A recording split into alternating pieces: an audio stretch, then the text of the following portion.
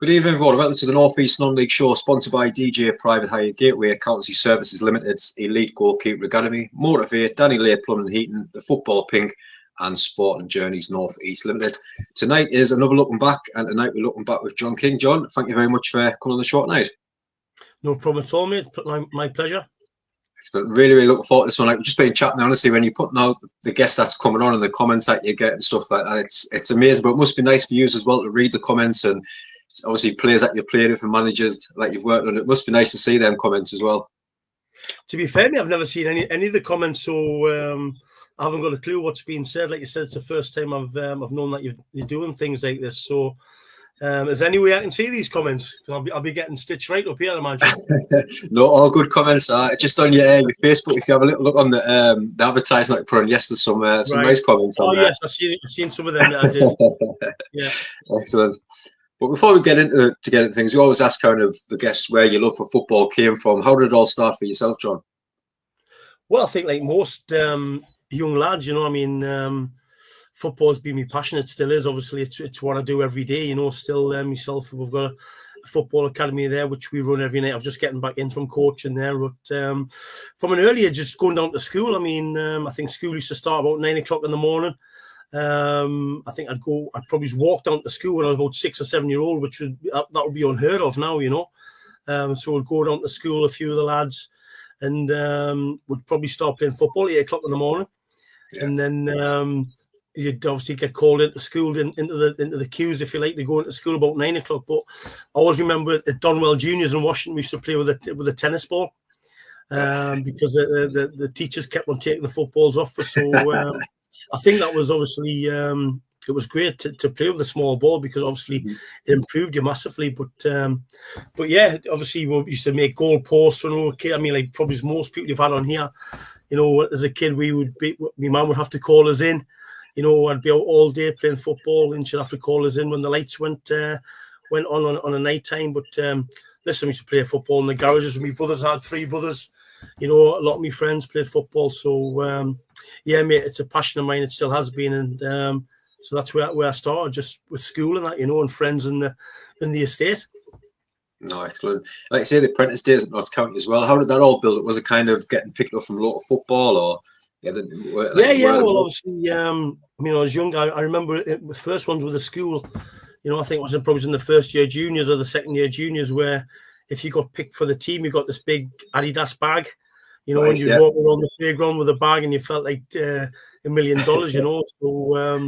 So yeah, I got picked first of all for the school team, and then got picked for the district and whatnot. And I remember playing football on the top field, and when the teachers ran out, and after playing a few games for the school, I had Sunderland Football Club. So Sunderland wanted us to go to there. It was Centre of Excellences at the time, and I was a Sunderland supporter. So I went to the Centre of Excellence at the Northumbria Centre. It's now the Washington Hub. So I went to Sunderland, and then would you believe, after playing a few more games for the school, the teacher ran out up to the top of the pitch. Well, we've had Newcastle United on the phone now. So a lad called Peter Kirtley, who he was renowned for getting fantastic footballers. He invited me to Newcastle United. So for the first few weeks, I went to Sunderland at the Northumbria Centre. I went to Benwell at Newcastle. And you would think, being a Sunderland supporter, I would have went to Sunderland, but it was the opposite. Yeah. They had a coach at Newcastle called Stan Nixon, who was probably the best coach. Stan was way ahead of his time. I'm going back to 1985, 86. So I was like 10, 11-year-old.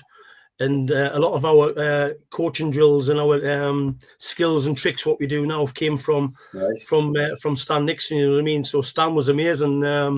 So yeah, I used to get picked up from Kenneth Martin Garage, and I was in Washington, and Peter used to pick me up. And at the time I didn't know, but in the car we had Lee Clark was in the front seat. Right. You had Alan Thompson in the back, and then they picked me up, and then we'd go and get Lee Makel. And then the take were to Benwell. We didn't have a lot when I was a kid, but when I'd do the training, I was always, when I'd finished training with the younger group, you go and play with the older group, which was Lee Clark, Lee Makel, Anth Cole, Tommy Heron, John Watson, all these lads. And then I never forget, when we finished, he'd always take it to KFC. in Newcastle. No way. And yeah, so that was normally on a Tuesday. On a Thursday, me and Lee Maker would get the 194 from Washington to Central Station, get the number 38 to Benwell, and would train at Newcastle. It was amazing times for me, that, you know. No, very good. Like you say, some great names mentioned there. I know Watson, I think I remember a Newcastle interview with him as well. Some great names mentioned there. So I can't stop smiling. I mean, with them, the bags, because we did exactly the same at New College once we joined there. We had the big bags, and it was always one. I think the squad number was 55, and look, we had number 9 at the time. So you thought, oh, 30 big bollocks. I think that's what was the word used to call it around the college. So some good memories there. And from kind of them days, is that how the Notts County then came in for you at that point? Well, no. So I was at Newcastle for I think it was from about 10 to about I broke my leg when I was 11 or 12 down at Donwell. Again, I used to always gravitate to the older players, you know what I mean, play against the older lads, which helped with my development. And a lad called Kevin Spanton, I still see him in the local now. He broke my leg, unfortunately, when I was about 11. And I'll never forget, they all carried us home. Obviously, Newcastle got wind of it. So Peter Kirtley, would you believe, he came to the house about a day or two later and had a big, massive, like a Quality Street, massive Quality Street brought in, had a card signed from Merendinia, Paul Gascoigne, Glenn Roder. Yes. It was brilliant the way they were. And yeah, luckily, one year I was playing just up with Benwell during the holidays, and Gazza had just signed for Spurs. So anyway, we were training anyway. This was about a couple of days earlier. Gaz had signed for Spurs, but he had to come back to Benwell to get his kit. Would you believe, like his boots and whatnot? So I'm about 11, 12-year-old playing at Benwell, and here comes, he didn't just come for his kit, Gazza, got his kit on and came running out with her. He played with her at Benwell. I mean, that was amazing for me. So that was my first memory, Gaz. I'll come to another memory later on. But yeah, then we finished playing there, and Gazza and Peter Kirtley, Stan Nixon took up to the Fed Brewery just outside of St James's Park. We had dinner and that there. But I could give you loads and loads of stories. But that was a big one for me when I was a kid, going up to Benwell every Tuesday and Thursday. It was amazing memories. And yeah, unfortunately, after about 2 or 3, I think I was there for about 15. I got released.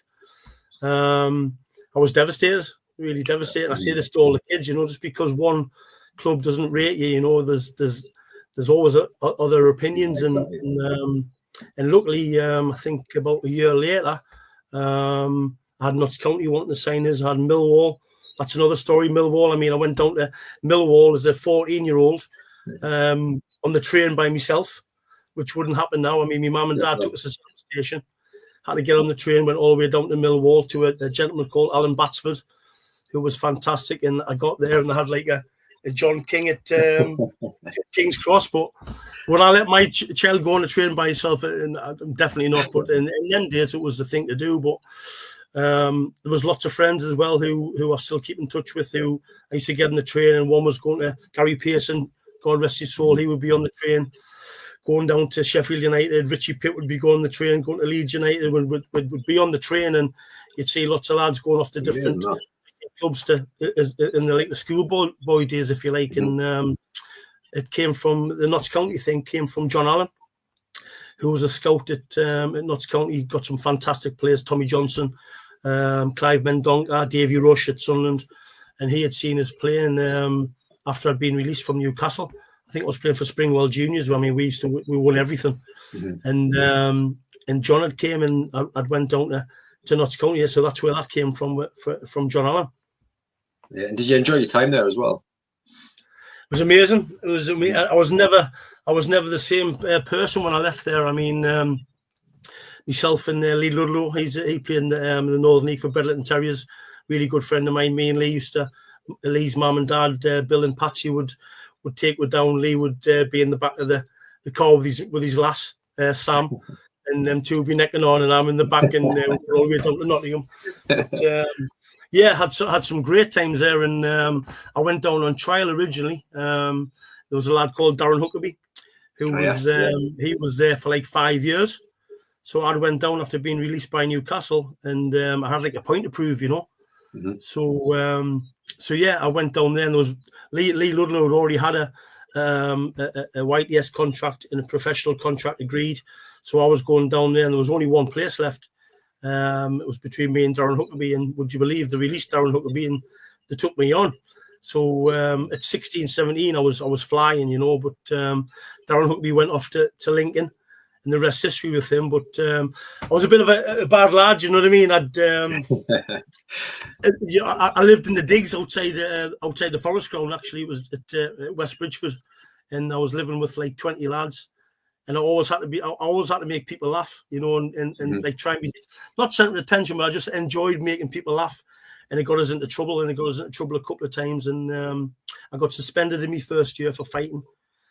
Second year, this was the final straw. I threw a plastic bottle at a teacher in Clarendon College in Nottingham. And I think this was on a Thursday, and I got called in the office of Mick Walker, who was the manager after Neil Warnock left, and what you've been doing now, sort of thing. And it was the biggest mistake I made, because I'd left there, you know. I mean, they released us on that day there and then, which was really disappointing. I never got over that, you know. And any meetings with Warnock as well? I know we've heard so many stories, obviously, on the telly. Any runs with Warnock? He was brilliant. The gaffer was fantastic. I mean, my job was boot room. So when you went down as an apprentice, you know, everybody had jobs. My job was looking after the boot room. So I had to look after Neil Warnock's boots, Mick Jones, the assistant, Mick Walker, Russell Slade. But also, you didn't get a lot of money. I think I was earning about £40 a week, if that. So where you got your extra money from was from getting the players, so getting their boots. So I used to look after Gary McSwegan's boots, Mark Draper, Phil Turner. So at Christmas you get a handout, which obviously helped you with a bit with the money. But Neil Warnock, I didn't get nothing off the gaffer. But at first was just doing his boots, and then he went, "Kingy, can you take your dog for a walk?" So I gave his dog for a walk. Then he wanted to wash his dog. Then it was his car. But no, he was really good to me. But I had a good time with him. He was an excellent manager. I mean, you've got to remember, Notts County are now in League Two. When I went there, they were in the Premier League. It wasn't the Premier League as then; it was the First Division. Yeah. When I went down as a schoolboy, Notts County were in the old First Division, playing against Man United, Liverpool, all the rest. And they got relegated that season. When I was a schoolboy, they got relegated. So my first year apprenticeship, they were in the old second division, and then the Premier League started that season. So, Notts Forest, where I live right outside their ground, they went into the Premier League. Notts County came down into the now Championship. Yeah. But Neil Warnock was fantastic. He done really, really well. I mean, if you look at the history of what he did at Notts County, I mean, he took them from I think they got back-to-back promotions. I think they won in the playoff finals 2 or 3 times in a row. And what a fantastic manager. And I mean, his career was, as you know, it's been brilliant, you know. And he took no shit. He was organised, you know. He was Route 1. There was none of this pep stuff, you know. He got Pearson behind. He had lots of pace. Tommy Johnson on the left. Kevin Bartlett, who was the fastest man in the football league at the time. I think there was like sprint like competitions for the fastest player. Right. And I think he was top, so there wasn't any messing around. They would just get the ball forward quickly. They had quality in the team, but that's how they got all of the promotions, just by being Route 1 and being hard to beat, you know. But Neil Warnock and Mick Jones, who just passed away recently, his assistant, who was from Rye, they were top people. And to get my first, my obviously beginnings in football with them people was brilliant. Like you say, getting better with the memories as well. Obviously, turning pro, obviously the Hartlepool and Carlisle days. That obviously building up from the apprenticeships, then going pro. It's just getting better and better as it goes on, isn't it? Well, obviously, when I got sacked that day, I always. I mean, the lads they're probably watching here now. The lads, we're having a reunion on the 23rd in Newcastle. So all the Notts County lads who I played with, they're coming up. Normally, we'll go down to Nottingham, but they're coming to Newcastle. But when I got sacked, would you believe, I always played my best games against Notts Forest. So when I got sacked on that day, would you believe, about 2 days later, my dad got a phone call. It was Frank Clark from Notts Forest. So, I mean, Notts County and Notts Forest they were like, it's like Liverpool, Everton. I mean, Notts Forest were a much better club. I mean, the players would walk past our door to get the training. because like I said, our digs on Pavilion Road, West Bridgeford, was right outside of the Forest ground. So the apprentices would walk past us. They had all the best gear. We were like paupers compared to Notts Forest. So when I got sacked, the first club on the phone was Notts Forest, which was like, that's like a big thing, you know what I mean? Because I'd always done really well against them. I think they were a league above as well at the time. So I went down to Notts Forest on trial. I was supposed to be here for a month, and I was there for 2 weeks. Like I said to you before, Notts County was my home, and I was like pining to be back there, and I was never the same player. So I remember a lad called John Galley that used to run the digs, and it was a curfew. You had to be back in for 12 o'clock. And I think I went down on a Friday night. I got the train down on a Friday, won a game on the Saturday. I think we played against Birmingham at the training ground in Nottingham, just beside the River Trent. And after the game, I decided to go and see the Notts County lads, because I'd only been away from them for 3 or 4 days. And to go from Notts County to Notts Forest was like a big thing, you know what I mean? The lads were like, wow, how are you getting there, sort of thing. And I went out with them on the night time, came in about 12:15, 1:15. So there was the first thing wrong. I'd missed the curfew, I had to bang them up. So would I have done that? Would I have done? When I look back, it was like crazy. Oh, but like I said before, mate, it was I'd missed Notts County. That was my team. That's where I wanted to be. And when I got sacked from there, mate, things were never the same. And it could have been so much better. But I didn't feel right at Notts Forest. And like I said, I was supposed to be there for a month. And I think I played against Birmingham and then Aston Villa. And, I was off the rails then, you know what I mean? And unfortunately, it didn't work at Forest. And I came home. I was going to say, was it nice to be back in the North East? Like you say, I know you mentioned being in Nottingham, but was it nice to try to get back in the North East as well? And obviously 2 big clubs as well, Hartlepool, Carlisle. Yeah, but I mean, like I said, Nottingham was a massive city. I mean, it was a big thing when you went down as a kid. It was like there was 6 girls to 1 lad. Do you know what I mean? The nights were amazing. Obviously I had hair and that then. I was a decent looking lad, then. But no, I had some great times. And obviously, I was just devastated. Normally, if you're homesick for home, exactly. I was homesick for Notts County. So even though I went to Forest, even though I went to Carlisle, went to Hartlepool, I was never the same again, because I wanted to be at Notts County. And when I got sacked, it was they never got the same player that I was, if that makes sense. Yeah, who was involved with the Hartlepool Carlisle days when you first got there? Who was in charge? So when I went to Carlisle again, it was John Allen who got me there, the scout from Notts County. Obviously, I felt like I let him down there when obviously I got sacked in Notts County, but he looked after us. He got us to go to Carlisle. The manager was Mick Wadsworth, and Dave McCree was there. They were brilliant. I think they won the league that season. I think it was 1994, end of 94, 95. So they had brilliant players. Michael Knighton had just taken over. Do you remember the lad that was at Man United? He came on the chair and he came on juggling the football. Can you remember that? Oh, yes. Yeah. He took over Carlisle, and I lived in the digs there, Warwick Road again. I was meant to be there for, I think it was about a month's trial or whatnot. And again, I remember I started seeing a girl there called Helen. And the lads used to say, listen, if you want to go, you can go out nightclub and you'd have to climb on the roof. The window will always be open for you. So I used to go, all the lads used to go out and that, you know what I mean? But I used to take it to the extreme. Do you know what I mean? And I think, again, my trial was meant to be a month, and I was there probably about 3 weeks or something. By just not doing the right thing, you know what I mean? And like I said, I was off, when I left Notts County, I was off the rails. Nothing was the same, and I got chance after chance after chance. And I wasn't, like I said, I could never perform to what I was doing at Notts County. I mean, I was flying at Notts County. I was in the reserves at 17, doing really well, and I'd already been promised a pro contract there. I think that our second year apprentices was about 13 of us, and I think there was only 5 who got offered professional forms, and I was one of them. And unfortunately, the incident in the college with a plastic bottle that stopped that, you know. But Carlisle was brilliant. I had some great players. They had like people like Rod Wallace, David Reeves. They probably had a team that was a league above where they were, and no doubt they won it was the third division. They won the third division then comfortably, and they went up. But that was another one which I'd messed up. Yeah. And what about Hartlepool? Did you enjoy your time there?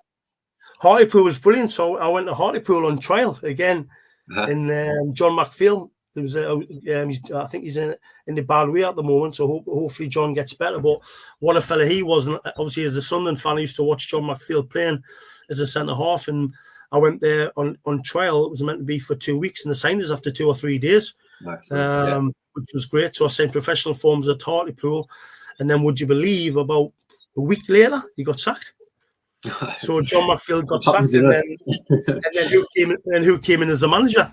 Dave McCreary, who had obviously seen what I was like when I was at Carlisle, climbing in windows, being late for training and all that. So, I think he's seen us play at Roker Park. I'd done really well, and I broke my ankle. And after about 3 or 4 weeks, he came in to see us and went, "Listen, it's not going to work." And I thought to myself, well, you've only seen us play one game at Roker Park. I did well. I broke my ankle, and I think he just wanted to get the younger lads off because I didn't have a lot of money. I mean, I was a professional there, getting about 120 quid a week, which was nothing, you know what I mean? So he said he wanted to get us off the wage bill. I don't know what the 120 quid was going to do, but yeah, so that didn't last long. If John McPhail had stayed there, I think I could have done a little bit better, but unfortunately John got sacked, and Dave McCreary came in, and that was another one it was gone through the window, you know. It's funny, football timings and comes and goes, and how things just change around so quickly as well. I mean, going on from there as well, obviously at Morpeth as well, doing well. Your first job at Concert 28. When did you kind of go from kind of thinking, right, I want to get out of the coaching side, the management side of things? Well, listen, I've been really lucky. I've never worked a day in my life, you know. So when I came back from playing football, I went on the dole, same as a lot of lads did. You know what I mean? If you didn't make it as a footballer, you came back home and you went on the dole and you played football part time, and you got part time money. And I remember when I came back from Hartlepool, I tried work because the door on your back. You've got to get a job. You've got to get a job, and I didn't want to work. I just wanted to play football. I mean, I was playing for Whitley Bay at this time and getting decent money and getting me door money. But I had to go and work in a fish factory. I remember it was in Washington, and honestly, mate, it was an absolute nightmare. I think you had to start about 7 a.m. And bearing in mind, I'd never worked a day in my life, so I went to this bloody fish factory, and it lasted about 2 days. And I couldn't go back. And luckily, there was a new deal scheme. It was called. So Sunderland Football Club would get you through all your. I mean, I'd already done qualifications at Notts County, but Sunderland Football Club would if you worked for them for a year, it was called the New Deal Scheme. They put you through all your qualifications. You didn't get paid, but you got your travel expenses and everything. Yeah. So I started coaching there. And after 12 months, I got offered the area manager's job. So then I was area manager for Sunderland Football Club, and it was my job there to get Sunderland Football Club into all the schools in Southwest Durham and North Yorkshire. So there was 6 who were. So we had Nick Pickering, who played for Sunderland. Oh, Nick, yeah, he's coaches high school. Yeah, top lad, Nick. I'm still in touch with Nick. So Nick was in charge of Durham. You had Paul Cummins, who was in charge of the Sunderland area. Gary Stedman, who used to good friend of mine. I got him a job working with me, and then he got the Northumberland area's job. You then had Ian Dipper that was doing North Durham. I was doing Southwest Durham, and a lad called Stewie Davison was doing South Tyneside. So I had 6 area managers. It was our job to get Sunderland Football Club in all the schools there, you know. So I got my coaching badges. I was still playing. I was playing for Whitley Bay at the time. Got some good stories about Whitley Bay if you want to go through that. But definitely. So yeah, after playing for Whitley Bay, I'd played for like Spennymoor, Bishop Auckland, and I'd done my cruciate playing on a Sunday. Would you believe? When I was about 28. And at this time, a friend of mine, Ray Lish, who was a top lad, he was manager of Concert. He was also manager of Horton. He took us to Concert. He offered us the assistant manager's job just after I'd done my cruciate. So I was already coaching every day at Sunderland Football Club. So it just seemed like the thing to do was to try and get my foot in the door and start coaching. And I got the assistant manager job at Concert. Yeah, like I say, young age, 28 as well. I mean, most managers now you kind of see mid-30s, kind of getting on a bit. But what was kind of the experience going at them change rooms at the time for all the lads there as well? Yeah, I mean, so I knew quite a few of the lads that were there already. Obviously, because Ray's from Washington, he had a few lads who I played football with when I was younger, like Stephen Lish, Neil Hood, Johnny Brown, top lad, massive character. Yeah, people like Rod Butler, Jeff Sugden. It was a great dressing room. Really, Michael Pitt was there, had a great dressing room, and when I went in there, it was I just took them like a duck to water. They were great lads, and obviously with my job, I was coaching every day, so I gave them really good drills that they'd never done before, and they really enjoyed it. And unfortunately, Ray then got the sack about after winning. We were top of the league for most of the season. And I think with about 2 or 3 weeks to go, we kind of blew the title, but we still got promoted. I think when it was runners up, second place. So went into the first division of the Northern League. And I mean, listen, this was a proper league then. You know what I mean? It's a lot of the teams now have left and they've gone up to the Unibond. Obviously, that what's the league called now? Pitch and East, the Northern Premier League, Division 1 East. I think it's changes all the time, doesn't it? But a lot of the teams now they've moved on, and I hear the Northern League isn't what it used to be. But when I was playing, the second division was even a good league. When you went in the first division, there was top players with good managers. And it was really difficult. But Ray went into the first division. I think he got sacked with about 10, 15 games to go. And he was like second bottom in the table. So because I was a coach, the seniors pulled up with me Sunderland van every time I came to play. I think that I can't remember who the chairman was then, but he asked us if I would take the job till the end of the season. And I took the job at the end of the season. And I signed some good players. I mean, I had good contacts. I was only 28. So I had good relationships. I signed people like Gustavo Di Lella, who's still coaching for us now, Wayne Edgecombe, top player, Andy Banks. I brought some really good players in, and I think we're at one point when I took over from Wayne, I think we're about 15 points away from safety. And all I had to do in the last game of the season was beat Children at home and would stay up. And would you believe we got beat? We got beat 2-1, I think, and all the hard work that we'd done to get ourselves back in a position to stay up. It didn't work out, and they offered us a job to stay the following season. The team that beat were Brandon, was Kenny Lindo's team. Yes. So actually, they offered Kenny the job and they wanted me to stay with Kenny. But I'd already been tapped up from my mate, Stevie Walker, at Morpeth. So if I had stayed up, I would have probably stayed. But when we got relegated, I decided to go to Morpeth as a player assistant manager. And that was like going into an even better team. They were fantastic. Stevie Walker done an amazing job getting fantastic players there. So we went into there and worked for an amazing chairman. Probably the best chairman I've ever worked under was Ken Beattie. What a man! I don't know if you know Ken. Yeah. But what a fella he was. You know what I mean? I'm still in touch with Ken now to this day. He was the best chairman ever worked under. Some great memories. And get on, obviously, they moved to South Shields and joined originally assistant to Gary Stedman and with Justin Perry. How did that come around, leaving Morpeth to kind of come to South Shields? Yeah, so when I first went to Morpeth, I mean, we had a really good team. I mean, Stevie Walker had put a really good team together. And would you believe, again, after about a year of me being there, Stevie he wanted to leave. I remember it was down at Horn. And when Stevie doing a tracking job, I think he'd lost a few games on the spin, but he'd had enough. He wanted to leave. He went, John, he says, obviously you've left concert where you could have stayed there to come with me. He says, I've had enough, I'm leaving.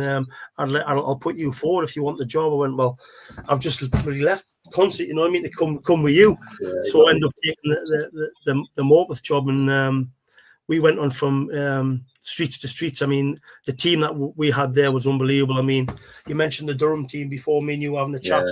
We were playing against like the Durham, Spennymoor, Dunstan Fair. These were top teams, and we had nowhere near the budgets what these clubs had, and we done really well. I think in my time in charge, I think we finished joint fourth one season, 6th and about 8th. We were never outside the top 10, and we were nowhere near the financial clout of the other teams. And we had a really good side. Let's say we beat Blyth Spartans in the Northumberland Senior Cup.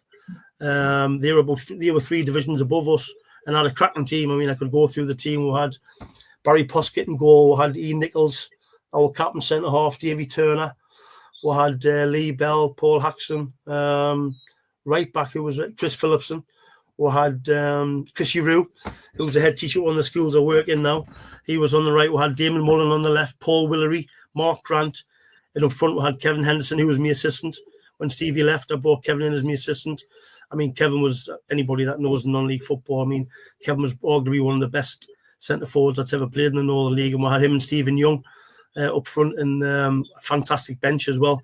And we won that night in Newcastle at St James's Park. And what a night that was. But all things come to an end, if you like. I mean, Ken was obviously, he's got a lot of businesses and whatnot, and he had money, he didn't have the money and whatnot. And I think the club was going. I mean, listen, Ken paid for everything, by the way. So again, anybody that knows the non-league football, if there was no Ken Beattie, there'll be no Morpeth. Yeah. You know, he kept that club alive by himself, putting out millions. I mean, over the years, he's probably put millions into that club. And it's great to see that what they're doing now. But I built a brilliant team there. And unfortunately, after about 3 seasons, Ken lost all the money. So we had to go to ground share at Bedlington Terriers. You know, and once we lost all the money, as you know, I mean, listen, we had great lads, but the bottom line is if you can't pay them, they'll go elsewhere and get the money, you know. So when we went to Bedlington, we'd lost a lot of money, and I lost most of the players, and we were always struggling from there. The last thing I ever wanted to do was leave Ken and leave Morpeth, but it just got worse and worse, you know. I had to pay the money myself for about 10 weeks, the wages. I got the money back off Ken, but it was too late. It was the lads that understood now we're not getting paid, we're not getting paid.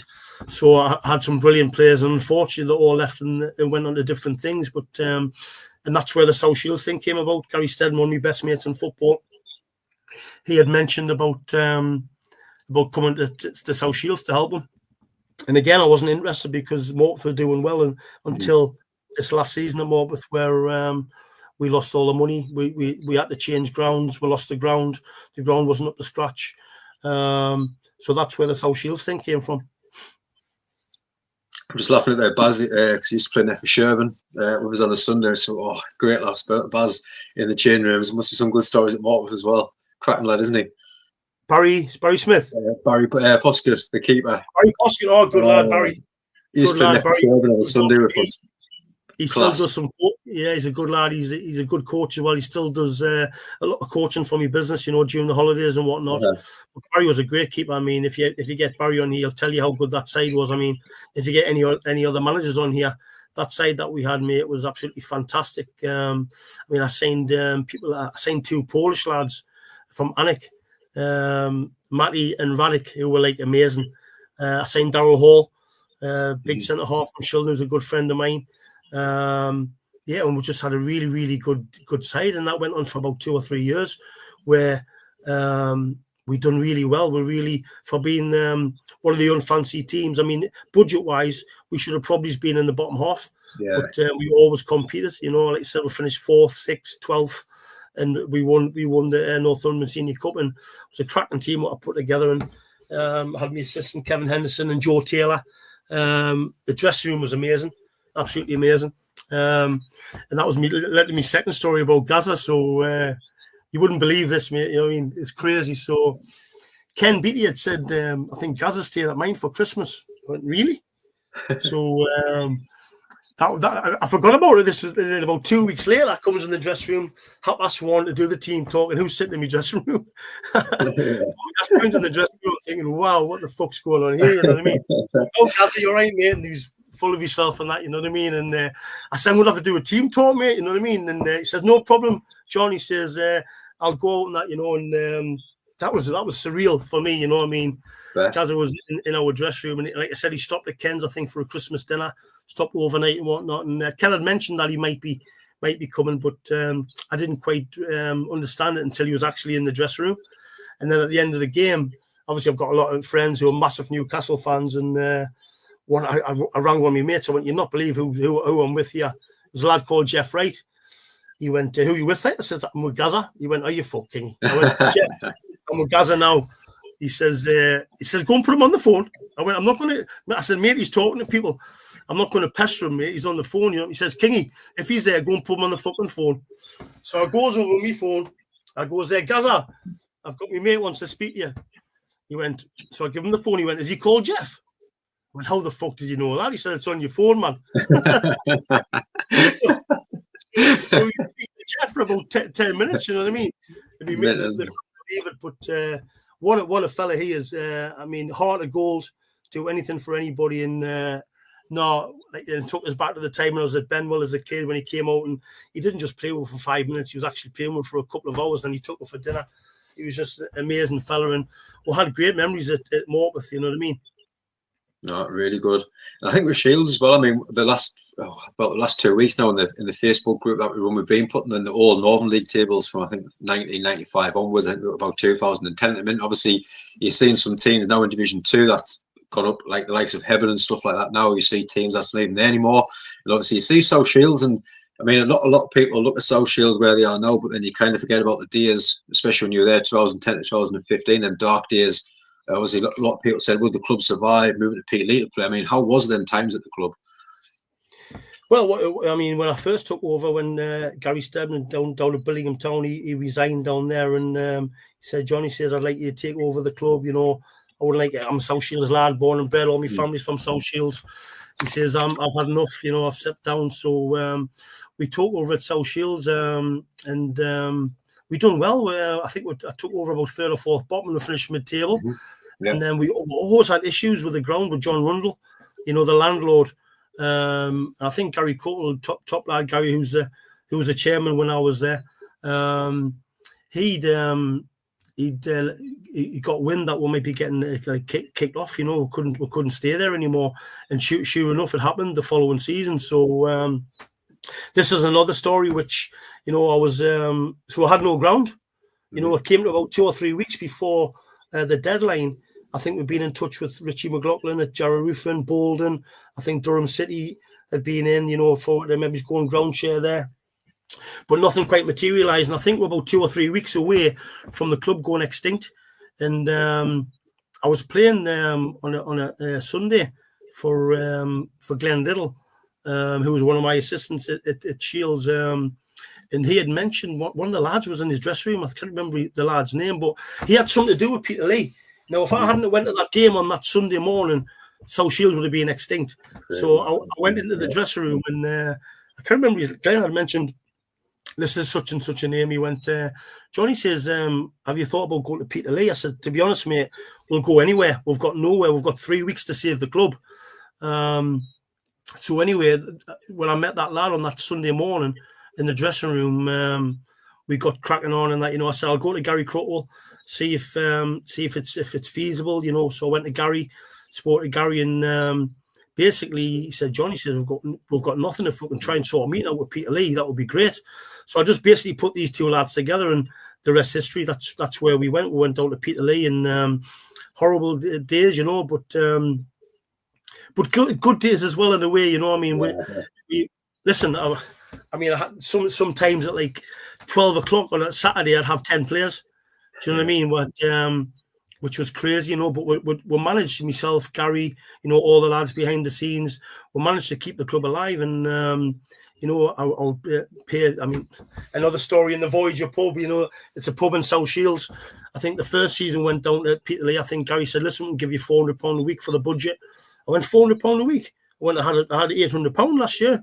He went, Johnny said, we can't afford to do it. You know what I mean? I says, what we're going to do on £400. He went, John, we've just got to keep the club alive. And Gary always made me believe that, because South Shields is a massive club. I mean, if you check your history, South Shields were in the Football League, in the early 20s, 30s, you know, it's Man United, Liverpool. They've got a really good history, which I think not a lot of people knew about that. But Gary always used to say, listen, we'll get back to South Shields. You know, we'll get it back, and if we do, we'll take off. And with me being a South Tyneside lad, you know, all my family from South Shields. If I'd done the right thing, I would have left the club. No, sorry, not the right thing. If I had done the clever thing, The clever thing for me as a manager would have been to leave that club at the time. I could have went to another couple of clubs, but because my heart was South Shields, we stopped at South Shields and we kept the club alive. And the second year, we were down at Peterlee. This is the Voyager story. It's a pub in South Shields. Gary says, Johnny says, I need a word with you.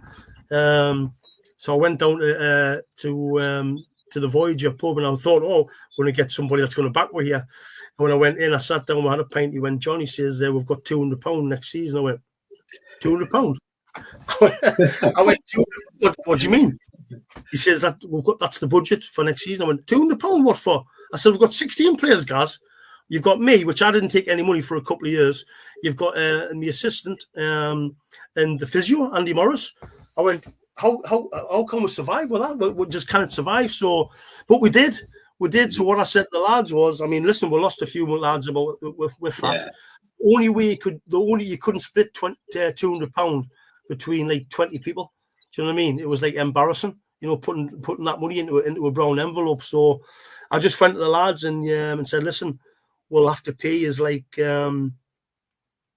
Christmas time. Mm-hmm. So we'll give you money at Christmas, we'll give you money at the end of the season. And so rather than getting like a £5 a week or a £10 a week, I think they got someone maybe it's like £100 at Christmas and £100 at the end of the season. And again, we managed to keep the club alive. And Peterlee looked after it. It was a great pitch. Gary went down there. He's Mr. South Shields again. Gary Cutwell.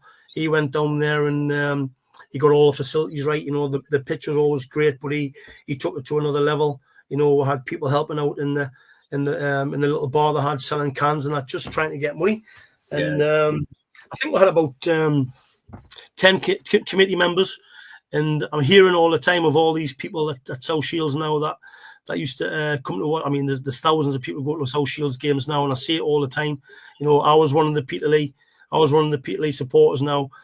For all these people that said they were Peterlee supporters, if they were all down there, all the people I've seen, we would have had 1,000 people at Peterlee. Yeah. We didn't. All these people, And listen, I'm not having to go at them people because, it's a long way to travel from South Shields down to Peterlee to support the team. But we certainly didn't have all these people that are saying that they did follow. I think we had about 30 supporters, tops, and about 10 committee members. So maybe 30, 40 people in our home games supporting the club. But Gary always said, listen, let's keep the club alive. And if we can, I'm sure somebody will come and back with. And I mean, listen, I went through, I don't know how many assistant managers I went through. I had obviously Glenn Little, top lad Glenn, Davy Hagan I had. There's probably more. I should have wrote these down to be. I think I did write them down. I don't want to miss anybody out. We had Joe Taylor. He helped us when I was at Morpeth. Kevin Henderson at Morpeth. Davy Hagan. Hag was another lad who helped us at South Shields. But when they seen the plight of the club, these assistant managers, they wouldn't stay long. So I went through quite a few people just trying to help us to get 11, 12 players on the pitch on a Saturday. And Darryl Hall's dad, Davy Hall, was fantastic. He came and helped keep the club alive. He's great, Davy. Didn't want anything for doing it, and he was a really good shoulder to lean on. Helped us get some players, and again, I mean, we had some good players, but when you're playing players, £100 for Christmas, all the best players that we got, they left, which is that's the way it's always. The players can get a little bit extra money. They would go and get extra money, and I didn't hold that against them, but it was just the plight that South Shields were in at the time. I mean, we didn't have anywhere to train.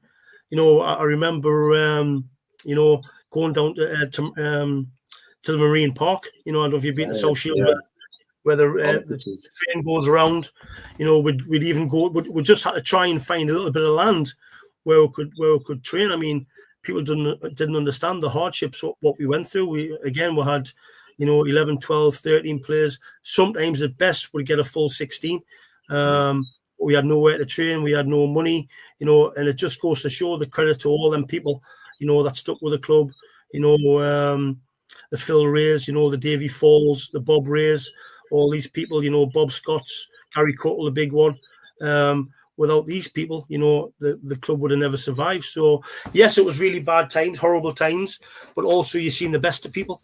You've seen people, a lot of people there for reasons, where obviously now a lot of people are at South Shields, you know, and they're there for one reason. And that was never the way I had it at South Shields, you know. When we come back to South Shields, when Jeff Thompson invested the money, you know, the amount of players I had on the phone ringing me wanting to come was incredible, you know. So it was about trying to get the right kind of players, you know, to South Shields, and we never had that. You know, we always had to get the scraps. You know, we could never compete. We had no money. We got the scraps for the players, and then obviously I'm pleased I stayed at South Shields because Gary Crook was right. He said, "John, we will get somebody eventually." And did I think we'd get somebody like Jeff Thompson, who backed us so much? Never in my wildest dreams. So I went from having not a pot to piss in to now being like a big fish, you know. Again, we coach, you know, you can coach players, you can make them better, but we could never compete with the other teams just for the financial money they had, you know. But when we found out that we were getting this, I mean, it was amazing. It was amazing. I mean, Gary had met up a couple of times and he'd said what was happening. I still couldn't quite believe it, and I didn't really believe it until, you know, Jeff Thompson came to see us and we had a chat, and he bought the ground from John Rundle, the lad that we had all the trouble with, the landlord who wanted to off the site. He bought the land, and obviously you know what's happened at South Shields now. I mean, I went from having to pay players myself to now taking a wage, and I took a good wage. Oh, it's amazing. You see that 2015. I mean, when you first found out, and obviously you see things starting to happen around the ground, stands going up. Did you expect us to just take off as quick as it did? I knew it would, because like you said, South Shields is a massive club. Yeah. It's a massive club. I mean, even when we were at South Shields in our dark days, when we played from Filtrona, we're still getting 300-400 gates, you know. So I knew fine well, if we could put a team out there that would play good football, you know, and you would get big gates. And obviously the big catalyst for that was signing my mate Julio. So to get Julio was, I mean, I'm a Sunderland fan. To get Julio was that was a start of really, really big things. But I always remember as well, I had Gary Middleton, Dave Hall, and Mark Scott as my assistants. And I think we lost the first when we came back to Mariners Park that first season. I think you have to check the records. My memory's not so good, but I think we lost the first game to Northallerton, and I'd signed some fantastic players like Lee Paul Scroggins, like I said, Darryl Hall, Johnny Whiteman. We've got some great players in there, and I think we lost our first game. And after that, I think we went on a run. You know, had a cracking team. I mean, we had Barry Smith, Ben Ryden, Mickey Turner, fantastic. Darryl Hall, like I said. We had Lee Paul Scroggins. We had Johnny Whiteman. You know, had some really, really good. Stephen Ramsey, Paul Kane. You know, had some really good players. We after that first defeat, I think we won about 3 or 4 games on the spin and went top of the league. And I said to the lads, there's a chance I might be able to sign Julio Arca here. And I couldn't believe what the lads said. I mean, they were against it, would you believe? When John was top of the league, what do you want to bring Julio in? Do you not think it's going to be like a bit of a circus? They went, when's the last time you've seen him play? I went, lads, are you for real? Am I really having this conversation with you? I went, he's retired from football. He played in the Premier League, captain of Middlesbrough, you know, a superstar at Sunderland.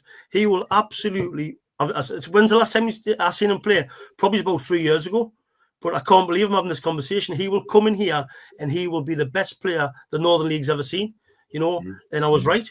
He came in there, and what a player. But that's why I'm so good friends with him now. What a man. More importantly, what a man. He's one of the nicest lads I've ever met, and he still works with me every day now with my business. But he was a big catalyst, you know. And then I think we went something crazy, you know, like 27, 28 games on the spin that we won. And the gates went from like the first gate I think we had was against Northallerton was 400, and obviously the papers got wind that I was going to sign Julio, and I remember it was the first game. I think we played Stokesley. At home, and I think people are getting wind that I spoke to Julio. So when it went into the Shields Gazette that I actually signed him, he didn't play in that Stokesley game, but the first. When it came out, the gates went from 400 to 1100. He didn't even play the game. He hadn't played in the Stokes game, but people got wind, so the gate went from 400 to 1100 without him even playing. So when he made his debut, it was mental. But he came. I mean, we've got some good stories. I mean, Darrell Hall was in charge of the bloody the players' pool and whatnot. And I think the first time Julio came in, Darrell went, "Julio, £2." Julio's going, "What? Your boots are dirty." I mean, Darrell was paying him £2 for dirty boots, and then he came in the next week, dirty boots again. Another £2 fine, but him and Darrell got on really well, and I think Darrell organised a boxing fight with him as well. So Darrell used to be a bit of a fighter, and Julio would be doing some shadow boxing around Darrell and that, and Darrell clipped him around the back of the ear and that, and said, Julio said, I want to do a fight, because Darrell he was fighting, and he could get like fights organised. So I don't think Julio would ever threw a punch in his life, and Darrell trained him up to have one of these fights. I think it was at the Rain Meadows. Oh, the white collars, yeah. And Julio, obviously Julio Arca's fighting a boxing fight. He filled out the Rain Meadows and actually sparked our old mate clean out. So Darrell takes credit for that. He says, I trained them. So Darrell actually trained Julio to chin his mate. But I had some great times there, you know what I mean? No, brilliant. Like I say, I've seen Julio under the caution. Really comes across some brilliant stories. I know he made the laugh about making the move from Willow Pond to South Shields. It was a massive step up and stuff like that. Just his character, I imagine that came out in the change rooms, and everyone took it on board as well. But you can see the difference it made. I mean, a few games I went to, it was just different class, and I think it put a bit of pressure on where obviously you had to win the league, but in the end it was quite easy in the end, wasn't it, with the point difference and the total that you went up on? No, I think we walked the league, mate. We walked the lead, but where it came about with Julio was a friend of mine who was I gave him his first job in football, Stevie Shaw, who was the physio. He's at Morpeth now. So exactly what you said, James. I couldn't believe my eyes. I'm thinking Julio Arca was playing for the Willow. I seen it on the Sun and Echo. Reading the paper. Julio Arca was playing for the Willow Pond. So obviously, with coming back to South Shields, Jeff Thompson back in the club, things going on behind the scenes. Everybody's talking about South Shields. I thought I need to get in touch with him. I says, if he's playing for the Willow Pond, I've got a chance to get him to play for South Shields. So who did I go to? Stevie Shaw. He was a masseur at Middlesbrough Football Club. So I'd spoke to Stevie. When Stevie, do us a favour, mate. I said, have you seen this? Julio was playing for the Willow Pond. I went, I need his number, mate. He went, I'll get you his number, no problem at all. He says, what are you thinking about? I says, well, he certainly shouldn't be playing for on a Sunday morning for the Willow Pond. I says, he could do us. I mean, where we needed some. I mean, listen, the club was already kicking off. It was already bubbling, you know what I mean? But if I could get him, that would be massive, you know what I mean? Again, I'm a Sunderland supporter, and he was a legend. So Stevie got his number, and have a laugh about this as well. I think when me and Jeff Thompson we met him at, it was called Filtrona then, not Mariners Park. Me and Jeff had met him, and I didn't even realise this, but when Julio came, now we can talk about. He says, John, can you remember the car I came in? I went, I can't be honest, mate. It was a banger.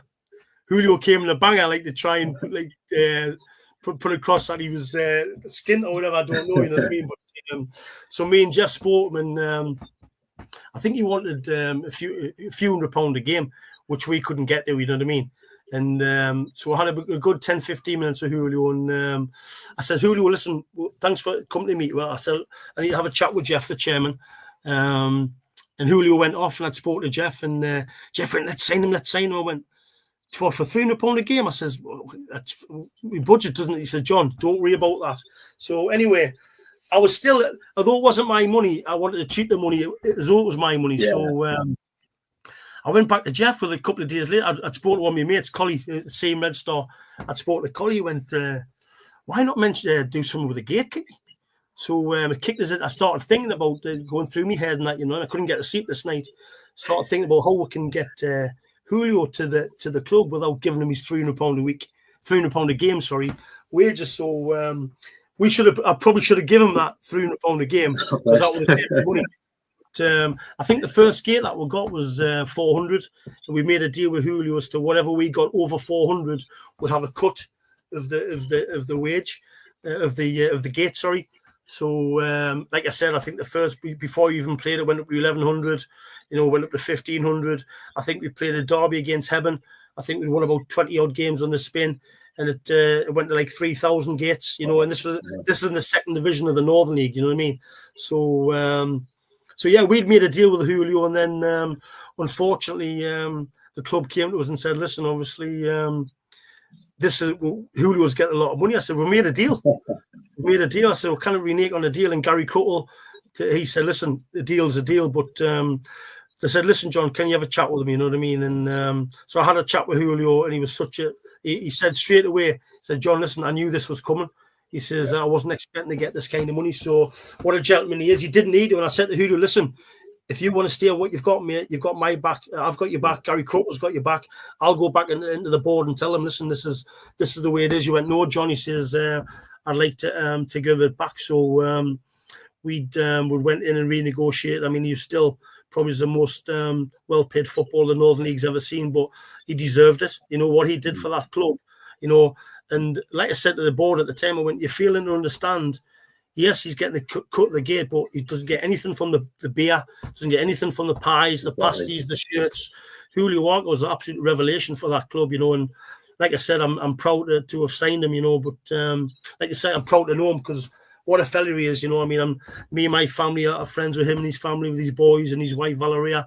And like I say, he still works for me every day now. And what a fella, what an absolute fella, and what a footballer. There's never been a footballer like him in the Northern League, and I don't think there ever will again. I mean, he was a leader, you know, he was a proper player. But when I built that team as well, I signed leaders. Like I said to you before, James, we could have signed a lot of very, very good technically gifted players who were on the phone to me, who I'd tried to sign in the past. I didn't want to know when I couldn't give them the money, and now they knew I'd got the money. They wanted to come to South Shields, but it was about getting the right kind of character. So I got leaders, you know, like the goalkeepers, you know, Josh Carmichael. I got Scott Pockleton, Darryl Hall, leader, Lee Paul Scroggins. I tried to sign captains, Mickey Turner, you know, Ben Ryden, like I said, Barry Smith. All these people were leaders, you know what I mean? And signed some brilliant players that season. I mean, Davy Foley, you know, South Shields lad, what a player. We signed him. I tried to get local. Ideally, what I wanted is 11 lads from South Tyneside, and I nearly got there. You know, we signed another brilliant player towards the end, Danny Carson. What a player he was. Wayne Phillips. I signed his brother Davy Carson, who's now playing in Scotland. I think he's in the Premier League with Livingston. I signed Louis Story. What a top player Louis is. You know, went off to Gateshead where he's done extremely well, and I think he's now assistant manager at Crawley. Yeah. So I made it my intention to make sure I signed winners. Not just good footballers, but could I sign winners, the right people for the dressing room? Because when you get money, James, you can easily get the wrong kind of people in the dressing room. And that's one thing I pride myself on that season that we won that Northern League second division. I could have signed anybody, to be honest, but I signed the right players, and what a fantastic season. Yeah, brilliant season. That leads on to obviously the summer 2016, again planning for life in Division 1. But you see the work around the ground, the stands going up, the floodlights and stuff, and you see the likes of the player that's coming to shore, Cogden, Baxter, Finnegan. It's almost like building a dream team in the Northern League Division 1. It was just crazy times, wasn't it? It was, mate. It was, and like I say, mate, the one thing I prided myself on, mate, was knowing the best local players, you know. And I mean, just before going to that first division season, I mean, I think one of your questions is the best game I'd ever managed in, and it had to be the Morpeth game. I mean, Morpeth were flying high in the first division. We were walking the second division, and the two came head to head. And I think it was the Vars quarter final. And if we had to beat Morpeth, which we should have done that night, we were a much better team. You know, we went out on penalties. We would have won the Vars the season before. But I don't know if you're aware of that game. I think we got beat 10-9 on penalties. Remember, my friend was there. Yeah, he was telling us. Yeah, it got called off a couple of times, and we went to concert on their 3G pitch. It was a winter's night, probably somewhere around December time, and what a game that was, mate. And their goalkeeper, I can't remember his name, what a game he had that night, and we were outstanding. We played them off the park, and I remember all we had to do, went to penalties. Ben Ryden went up. All you had to do is score, and we knocked them out. I think we would have won on penalties 5-4. And Ben is lovely. What a player Ben was. Top lad, great character. I think he went down there. He was juggling the ball, I think, when he went down with his feet. Yeah. Gets to the penalty spot and does a Chris Waddle, puts it over the fucking ball, doesn't he? So then it went on and on. 5-5, 6-5, 7, and went on, and we got beat 10-9 on penalties. But anybody who was at that game will tell you what an amazing game. But we put ourselves on the map that day. I.e., we were the second division. People thought, how would we do when we do go in the first division? And we absolutely murdered Morpeth that night. And if it wasn't for the goalkeeper and the missed chances, we would have won the Vase season early, I think. 100%. Like you say, it's Division 1, and I think myself, and I know I've got lots of Shields fans who I speak to very regularly, and like you say, 4 games in a row, wins, third in the table, like you say, level on points with Shilton at the time, and it must have been hard at that time getting the call, but I know a lot of people in the shop, but it must have been kind of frustrating for yourself as well at the time. Well, unbelievable, mate. I mean, I was shocked. I mean, I brought in a lad as, I'm not even going to mention his name, I brought a lad in as an assistant who was an assistant previously, who I'd known for like 20 years, who I thought I could trust. And I made a big mistake bringing that lad back into the club. But that's where it went. I mean, listen, I let the lad take charge of the training. I still had Gary Middleton there, who was fantastic, Mark Scott, Davy Hall. And after winning that second division of Northern League, I shouldn't have went back for that lad. I should have left it the way it was. The backroom staff were amazing, and I just brought another lad in because I wanted the club to do well, and I brought him in, and I gave him total charge of the training sessions, and we didn't have a great start. I signed some amazing players. I think a few of them were on the way for national clearance and whatnot. We didn't have a good start, and I think we got about 4 or 5 games in, and I think we were mid-table. I think we went out with the FA Cup to Mosque. We were about mid-table, and we were 3-0 down at half-time at Concert. We were playing like a 4-3-3, which I'd left to the assistant, and I thought, listen, if I don't change this over here, I could get sacked at the end of this game. So I went in at half-time. I just totally ripped everything up. I changed the system. I went 3-5-2, and we stayed that way for the next 5 games. Where we're getting beat 3-0 off Concert that game in half-time. We should have won the game. We drew 3s each in the end. John Shaw hit the post, I think, late on. And the assistant wasn't very happy after that, but I totally changed everything around. I took full charge of the training, the system, what we played. And I think we won 5 games on the spin, 4 or 5 games on the spin. One was Penrith away. I sent an unbelievable player, Ben Clark from Gateshead. Yeah. One of the best players. I mean, Julio was the best player I ever signed. But Ben Clark came a close second. He only played for us for about 4 or 5 games, but what a leader. What we were missing at the back was a big, strong leader. And I remember his first game, I think it was Chesley Street. And I just played a really attacking team. Carl Finnegan was in there. John Shaw up front. We had Gavin Cogden, another amazing signing. And he made his debut, Ben Clark. He came in nutting the walls and that at Chesley Street. He was just a proper leader. You know what I mean? Someone exactly like the character. The teams that you get, you want to play as your character. And I was exactly like that. I was a winner. I had to win everything. Whether it was Monopoly, Tiddlywinks, I had to win. And Ben Clark was just the final piece of the jigsaw for me. And we never looked back. I think we beat Chesley Street 6-1 that day. Then we went to Penrith, which was always a difficult team to play. We went there. We beat them 2-0. They never touched the ball. And then I think we beat CM Red Star midweek. That was 4. And then we played Whitley Bay on the Saturday, my old team, and we beat them 4-2. And then we went joint top of the league. So I think Shildon were top on 20 whatever points it was, and we were exactly the same. So we were joint top. We were only in 3rd place on goal difference.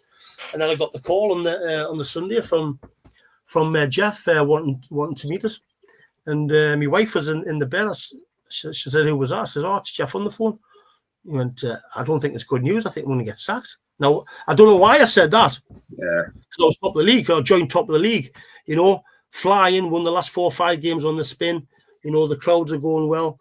Like I said, I've kept the club alive down the dark days of Peter Lee. I've put my life and soul into that club, at the detriment of my business. I put South Shields Club before my business. And to get that phone call, I didn't know at the time, but that's the first thing I said to my wife. And she went, "Don't be daft, John." And I went down, and sure enough, I was in the stand. And yeah, Jeff says we're going to go in a different direction, which was crazy. Yeah, crazy. Like you say, I mean, looking back, though, obviously tough time going through that, obviously the phone call and going down, but you look back and obviously keeping the club going to Peter Lee, and And I think a lot of Shields fans are watching now and didn't realise how close it was to kind of the club not even running at Mate, that time as well. Mad, 2 or 3 weeks away. If I hadn't gone up, I mean, listen, sometimes when I was out on a Saturday night, I wouldn't go to football on a Sunday. Yeah. Now, that's how close it could have been if I could have quite easily not went. I mean, obviously, I wasn't to know what was going to happen in the dressing room, but if I hadn't have went to that game on that Sunday morning, you know, who knows? South Shields might never have kept going, you know. It's crazy, but as a local lad, you must look back with a lot of pride every time with South Shields, though.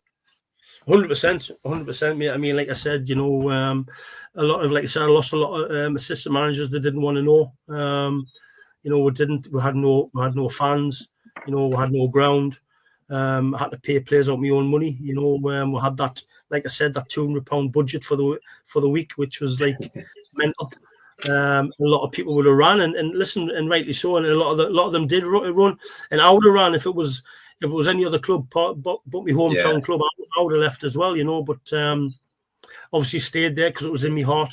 You know, I had loads of time for Gary Crutwell and the lads, you know, and we just all clubbed together and we kept the club alive, you know. And to get tripped the way I did was disappointing, but you'd have to speak to the powers that be at South Shields is to see why that happened. But you know, we were top of the league, joined top of the league, flying, signed all them players, you know, and nobody signed them. And I had to watch that team that I built, you know, win the quadruple, you know, and everybody get all of the admiration when it was nobody but me, you know, that signed them players. You know, I can go through the full list: the Liam Cannell, Craig Baxter's, you know, John Shaw's, Carl Finnegan, you know, all of these lads, you know, Ben Clark, you know, I signed everyone. The only person I didn't sign was Dylan Morse. That was what the my assistant signed. But I then had to watch. I was gutted. My family were gutted. You know, I'm a sand dancer. You know, my family had to watch. You know, I had to watch. You know, my team, you know, win the quadruple, which has never been done. I think we won everything. We won the league, won the Vars, won the Durham Challenge Cup, and whatever the other cup is. But they won 4 cups that season, the League Cup, sorry. So, and that was all the team that I built. And to be fair, it was a bit like Man City. It was like Man City probably playing in League One. Yeah, I'd built that team. You know, like you said before, it was like, you know, I was like a kid in a sweet shop. Would if you put it that way? You know, I had obviously all this backing, but again, you know, I chose to get these players on and winners again. You know, I forgot to mention Robert Briggs, who's still at the club. What a fantastic player. Robert Briggs, he's still there. I signed him 3 times, you know, and it's great to see that Robert's still there. You know, he's been loyal to the club. But yeah, signing all them players, you know, putting them all together, you know, and then having to witness after being sacked when I was top of the league, I have to watch my team. I actually went down to Wembley, which was great, but it was upsetting as well. You know what I mean? I mean, I should have been there, but yeah, the club stole that away from us. You know. No, hard times. Well, before we get in the quick fire round, just got to mention obviously the coaching company as well, which I absolutely love the posts and stuff that you put on Facebook, like you mentioned earlier. Gus, I know you used to drive us. I mean, you used to play darts on Monday night for some point. You used to be the minibus driver. You used to have some great stories and you used to chat a lot on the front of the minibus. Yeah, Gus, and obviously Paul used to play a couple of times in sixth form with him as well. So I recognise a few of the faces when I had a look at it. But it's I think the best thing is obviously at the end of the play of the session, it's just your smile I see coming through, and you can just see the love, the passion for you, not just for your business but for football in general, and seeing these young lads coming through. Just tell us a little bit about the company itself. Yeah, so I mean, it all started again. I go back to the Sunderland Football Club. So when I got made the area manager for Southwest Durham and North Yorkshire, I was in charge of like bringing staff in. You know, basically my boss was Bob Oates and Wayne Walls. Wayne, top player. Bob was a really good player as well. And they basically said, "Listen, there's Southwest Durham. Off you go." You know, so I was in charge of bringing coaches in, you know, hiring them, getting them into schools and whatnot. And yeah, well, what was the question again? I'm going away there. Yeah, just about the business itself, like I said, just a great company, great involved. Yeah. So it came about that after about 4 or 5 years of being the area manager, we got made redundant. Sunderland was struggling massively. Nice. I think the season before, there was a bit of uproar. I think Mickey Gray came in with his Ferrari and there was people losing jobs and whatnot. Yes, yeah. We didn't lose our jobs that year, but the following year we lost our jobs, and I got offered the opportunity to stay at the club. I mean, I wasn't getting paid well. I mean, I had the Sunderland van, mobile phone, all the kit, all the Sunderland tracksuits, everything, you know, and I was my own boss, if you like, you know, and it was great being a Sunderland supporter. But they offered us, after making us redundant, offered us a job to stay with probably about half the money that I was already getting. So it didn't make sense. And myself and the other 5 area managers, we always said, because I was bringing in really good money for the club. We would do fundraising events and everything, you know what I mean?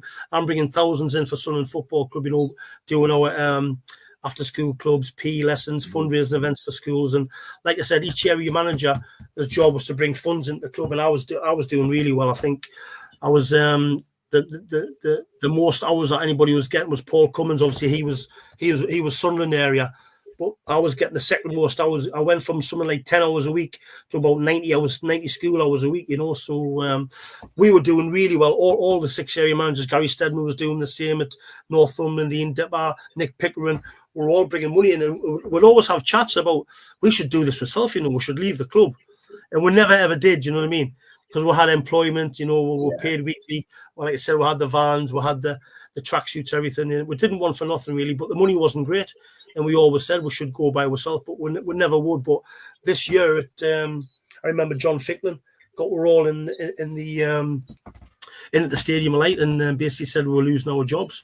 So I got made redundant. We got a little bit of redundancy money. Like I said, I could have stayed at the club, but I just thought all of these conversations we've been having, I knew that the school that I'd built, you know, in South West Durham, Spennymoor, Bishop Auckland, Beedale, all the schools that I'd built, they had never seen Peter Reid, you know, they'd just seen John King.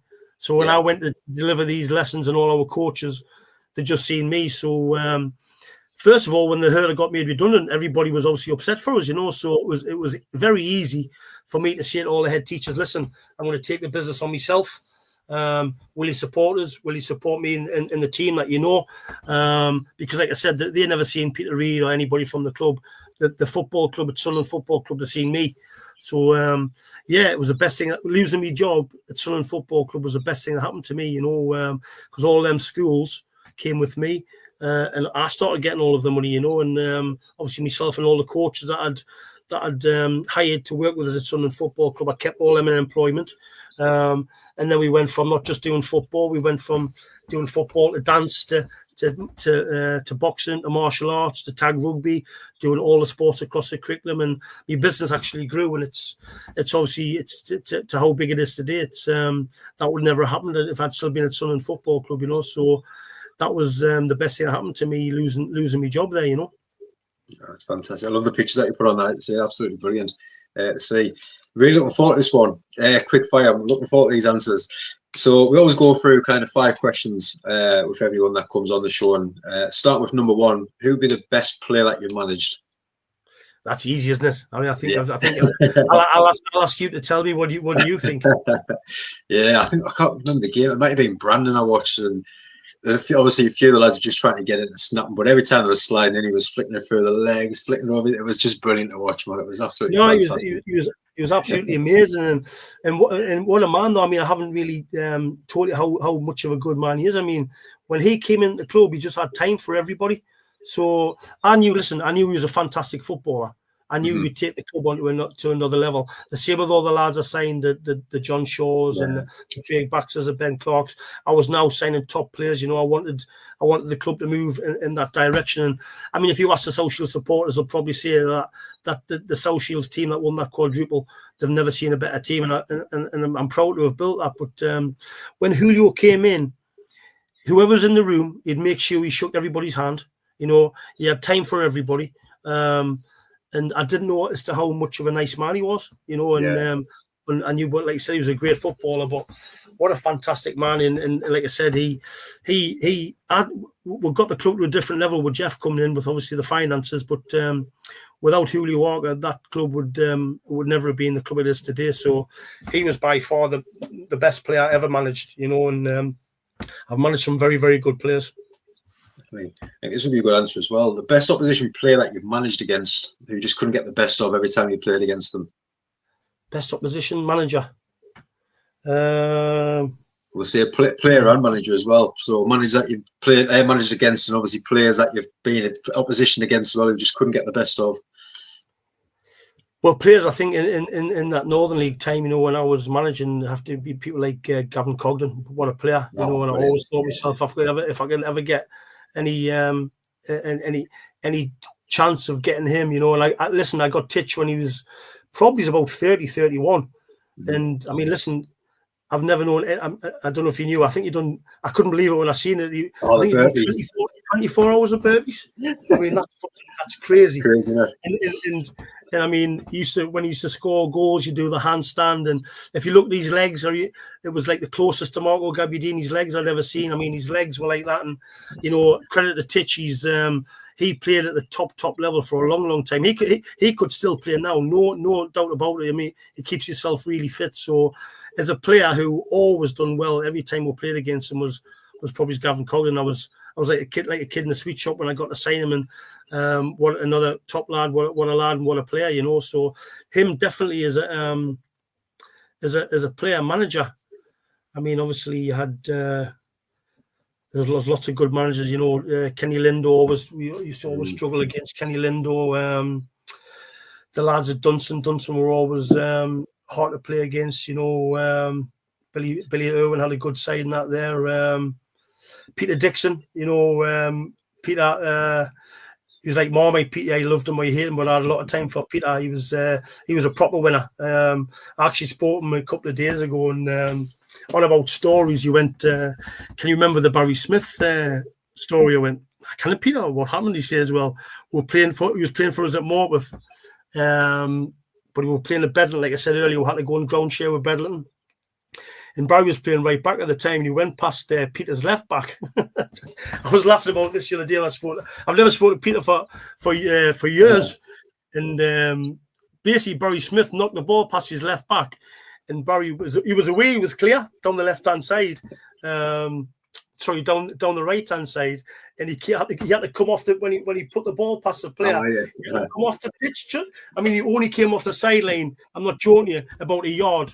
Right, and he went past, and Peter Dixon put his fucking foot out.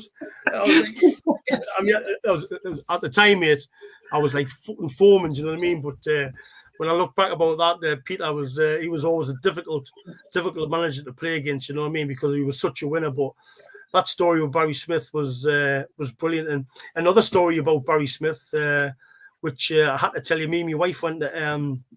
We got married up at Corbridge, and our do was at Slaley Hall. So we used to every year we used to go back to Slaley Hall on our anniversary, and I think we went on a Friday night, and I got out of bed on the Saturday morning to go down for breakfast, and it had outside of this room where I was going to go in for breakfast, Leyton Orient first team breakfast. I think Leyton Orient, fucking hell, my ex-youth team coach Russell Slade. He's the manager of Leyton Orient. So I walked in the door, and who's there? Russell Slade. He used to call me Wan. So in Notts County, I was called Wan. You know, Wan King. So how you doing, Wan? How you doing, Wan? So I went in, and he said, I said, what you do? He says, we're playing Gateshead tomorrow. And he wasn't aware of what I was doing. I was manager of Shields at the time. And he says, King, we're training. We've lost 3 players with injury. You don't know any players I says, well, I've got my players. I mean, we're in the second division of the Northern League. I mean, I've got a couple of players I can recommend. He said, if you can. So I went through a few players who couldn't make it. I went to Barry Smith. I went, Barry, my ex-boss, manager Leyton Orient, they're playing in the first, I think they were first division, Leyton Orient. He'd done a really good job. He said, do you mind playing for them?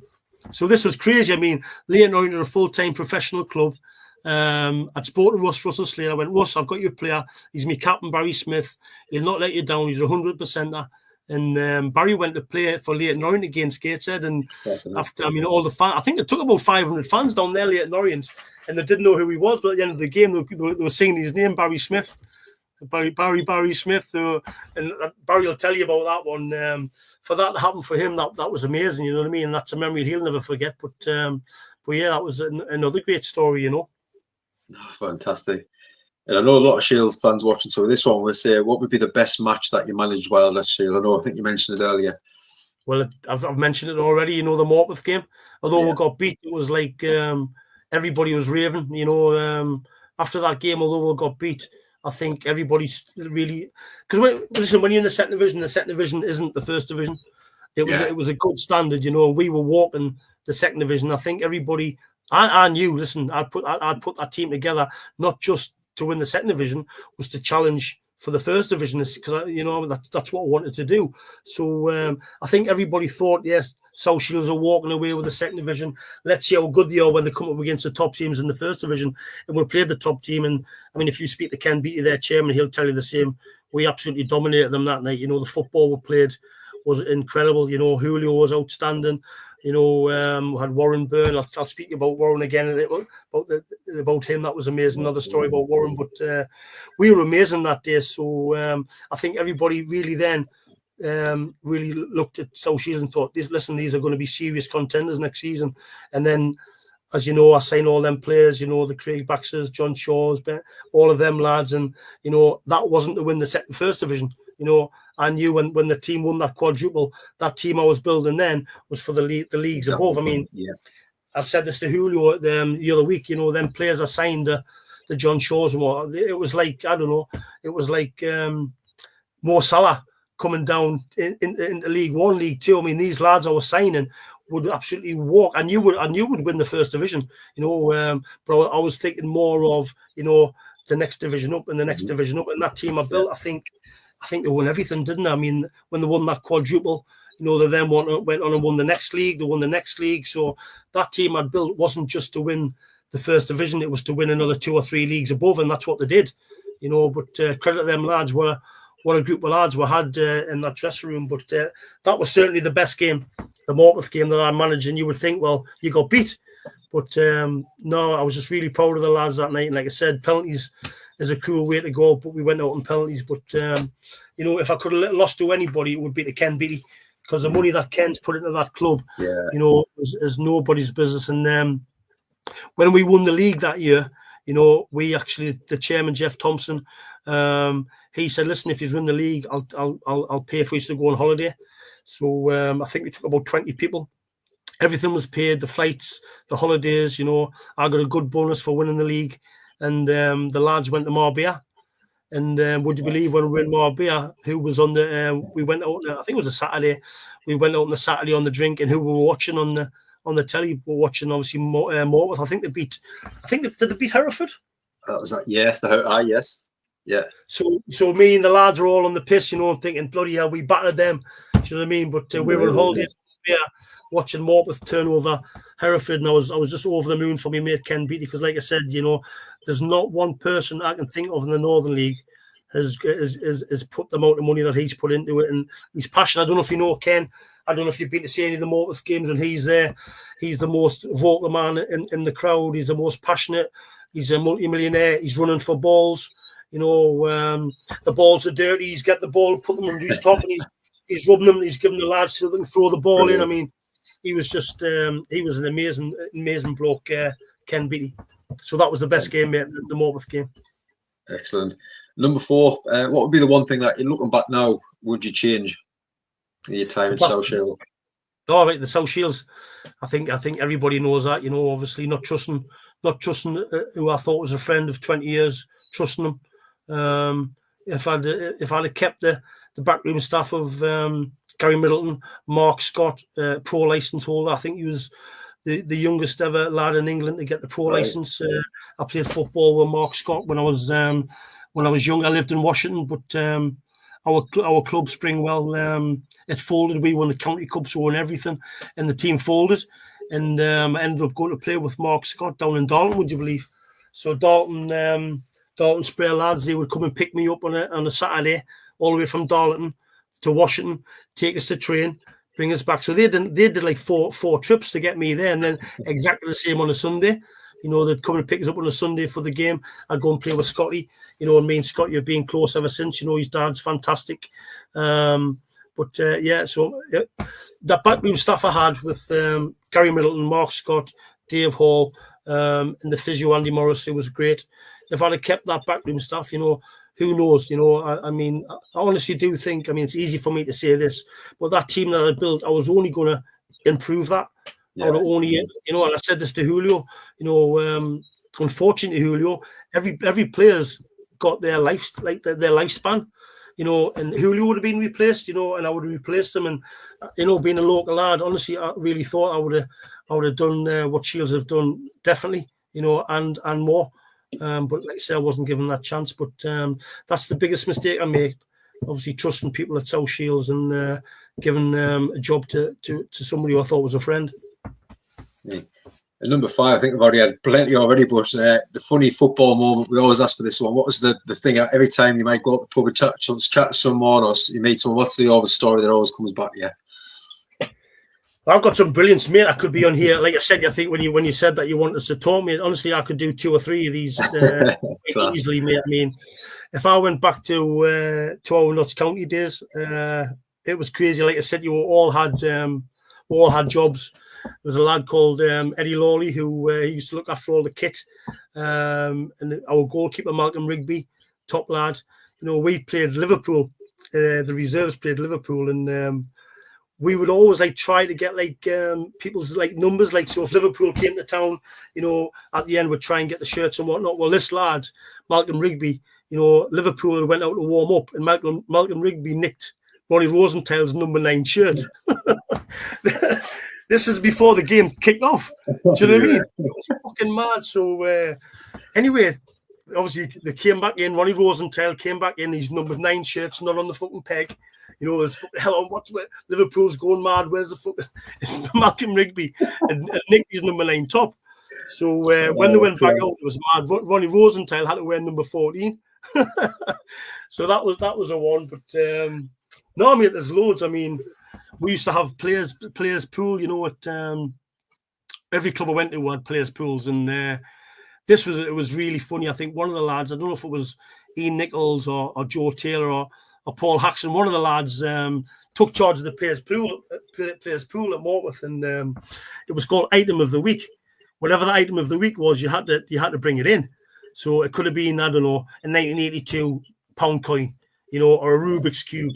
And it was quite funny. I mean, I was a manager, and the dressing, honestly, I've had brilliant dressing rooms. That dressing room at Morpeth was fantastic, only eclipsed by the South Shields team I had when we won the second division. Mm-hmm. That dressing room was absolutely amazing. Like I said to you before, every one of them players were proper lads. You know, there was no wankers, there was no horrible people. You know, and I prided myself on like I said before, getting the right kind of people in. And them lads, these are lads that I would go out with now tomorrow, no problem at all. You know, I would go away with them. You know, if there was a duty to be had, I'll be there. I'll be there for them. You know, I would have the back any day of the week. But what a great dress room that was. But the Morpeth one was really good as well. And this item of the week, it was like getting fucking a bit ridiculous. So it was like the funny one was they all came in, and I didn't know about this. So anyway, they're getting fucking dressed, and every one of them's got fucking a thong on. So all the lads have got fucking thongs on. I mean, some of them had fucking lovely horses, by the way, but thongs on, nothing fucking else. So it was like getting really, really funny, which was brilliant for the crack. You know what I mean? And we were winning, we were doing well. You know, Joe Taylor had his fucking rave music on all the time. It was a really, really good dressing room to be part of that. But I stopped it, mate, because it was, I mean, listen, I can laugh about it now, but at the time, mate, I was fucking foaming. The item of the week was a fucking shovel. You believe that? The item of the week was a fucking shovel. So they all came with big fuck off shovels. I went, listen, lads, enough's enough, you know. So I stopped the item of the week, mate, because that was like embarrassing. You know, me as a manager, having my players come, I thought they were going fucking gardening, you know what I mean? It was fucking crazy. But no, good stories. I mean, another one for me is, mate, I was lucky enough to, when I was a first year apprentice, mate, I played against Man United at Old Trafford, mate. That was amazing memory for me. I mean, that team went on to win everything, and we got beat 3-1 on the night. I think I touched the ball about 3 or 4 times. We couldn't get the ball off them, and 3-1 flattered us. I mean, in that team, mate, you had David Beckham, you had Nicky Butt, Paul Scholes, Robbie Savage, Gary Neville, Keith Gillespie, Chris Casper. You know, that was another amazing time for me. Which, and obviously, when you're at a professional club like that, I got to play at lots of different grounds. You know, you would go with the first team and be basically the dog's body. So whatever the players wanted, you had to make sure they had it. And I used to warm Steve Cherry up, the goalkeeper. So if you went to, I don't know, Wolves or whatever, you'd have 30,000 people there, and I was warming them up, and every other week they would pick an apprentice to do that. But like I said to you before, about all the people that came in, the big spenders, the Gary McSwee and some Mark Drapers with the boots, I thought, fucking hell, I'm getting £40 a week here. If I go on this bus, I can leave here with 100 fucking quid. So I tried to get on that bus as much as I could, you know what I mean? But no, some great times there at on the Notts County things. I mean, another one was John Fashanu, who got on about the shorts, the tops and whatnot. I was only a schoolboy at the time, like I said, when I was a schoolboy at Notts County. When I was in my last year at school, they were in the Old First Division.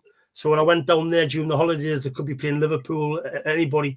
I remember the Crazy Gang came in, fucking the Ghetto Blaster bouncing, Neil Warnock's going fucking mad, get the fucking music turned down and all that. And it was great. And then I'll never ever forget it. I was sitting watching the game, and John Fashanu went through against Steve Cherry. And I don't know how it happened, but he went after he was fucking dying. He'd swallowed his tongue. So Steve Cherry had went across and took his gloves off and got his tongue back out, and he came off. And I was one of the first ones in the dressing room, and he gave us these fucking shorts, John Fashanu. I mean, he was like fucking a superstar at the time. You know what I mean? All the lads were scrapping over the shorts, and that. I managed to. My mate Lee Ludlow, he was fucking trying to get them off us, and I kept the shorts there. But no, some absolutely brilliant times. And getting back to the business, mate, obviously, my business now, it's, I think that you can see, mate, in my voice, and what we do. Yeah. All the lads that work with me, mate, we've got a passion for football. So I miss the football. I miss the lads in the dressing room. I miss the crack, but any manager will tell you this, do I miss the job? Definitely not. I mean, it's a real, especially where South Shields was at the time when we were flying, you're negotiating with players, it's not easy to sign these players. Sometimes you're taking 3 or 4 meetings before you sign them. Some are easier than others, but I miss the crack in the dressing room with the lads. But my business now, working with Julio, working with Gustavo and Paul Greenwell, all the lads I coach with were Monday, Tuesday, Wednesday, Thursday. We've got like 300 families now that are part of our football academy, and we're not just trying to make better footballers, but as you've seen before me, I was an idiot when I was younger. Do you know what I mean? And I killed my career. Once I left Notts County, I was never the same again. And so we're trying to help the children not just be better footballers, but be better people. And that's what we do there, mate. And it's great that I'm still involved in football, running my business with the lads, because if I didn't, football's my passion. It always has been, it always will be. But if I didn't have that, I would be lost. And like I said previously, I was putting South Shields before my business for a lot of years, but now it's the other way around, and our business is going from strength to strength, No, it's great. Hey, but John, it's been an absolute pleasure having you on. Honestly, we'll have to do another one. Absolutely fantastic, some of the stories. So thank you so much for coming on tonight. No problem, mate. I don't know if you want any more stories, or how long have you got? Oh, as long as you've got. The more, the better. What other questions have you got? I think, well, that was it. But if you've got any more down, get them on. Definitely, lots still watching on. I don't know, mate. I mean, how is there many people watching? Like, is there? Yeah, like I said, they've been watching all night. Honestly, fantastic story. Happy days. Is any of the lads that can they give you questions or what? Or? Yeah, I mean, there's none coming on the. I think there's been that we've been going through. But if anyone's got any questions, like you say, certainly put them in as well. But it's just nice, isn't it, John, to kind of just go back over the memories and, like you say, still being involved in the football stuff. I know I was the same, where I got injured, and all of a sudden I was out of football for a long time, and then this is why I started doing this before. Now get them changing room stories back, the banter, the questions and stuff. It just brings back so many memories, and football has just changed so many lives now, doesn't it? It does, mate. I mean, the times at Whitley Bay as well, they were great. I mean, some of the times we had with strippers and that in there. I mean, strippers in there, strippers at Morpeth. It's like, wow. I mean, I couldn't tell you on here, but we had some brilliant nights. I mean, I remember when I was, I'll tell you another story. I mean, Kenny Parker, he subbed us and subbed us again. So I came on, he asked, I was a sub, he asked us to do a job, and I wasn't doing it. So he subbed us again. I was running the pitch about 6-7 minutes. But I'll never forget my debut as well for Whitley Bay. I think I'd signed for them on the Friday night. So we played Easington in the FA Cup. And we were getting beat 1-0, would you believe? and I'm making my first game. So there's about half an hour left. So Derek Bell was the manager, excellent bloke. Derek, oh yes, yeah, he was top man. Derek, you know, and a cracking player. I mean, he was a player manager at Whitley Bay, and I'd signed for Derek. What a top man, and I still keep in touch with Derek now. But he had brought us off the bench. We were getting beat 1-0. I'd scored in when we first touched the game. Then I scored about 5 minutes later, and I was going through for my hat-trick, and I got sent off because I told the referee to F off or something. But any Whitley Bay fans on here, you know that was another fantastic club I was at. You know what I mean? Great people there. You know, God rest his soul, Derek Breakwell, who passed away a couple of years ago. What a fantastic club! And I played a lot of games for Whitley Bay and scored quite a few goals. But that was a brilliant club to be part of. And another story, I had a couple of car crashes, by the way. But I remember, I don't know, I think it might have been Paddy Lowry might have been the manager. And we were training at what's that place at North Shields? Is it called the Keys or something? Do you know anything about North Shields?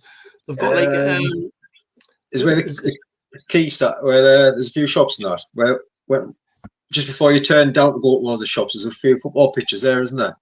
But they've got it's like a big 3G facility. It's not far from right. It's not far from Royal Keys. And anyway, I had an XR2 at the time, and there was a lad.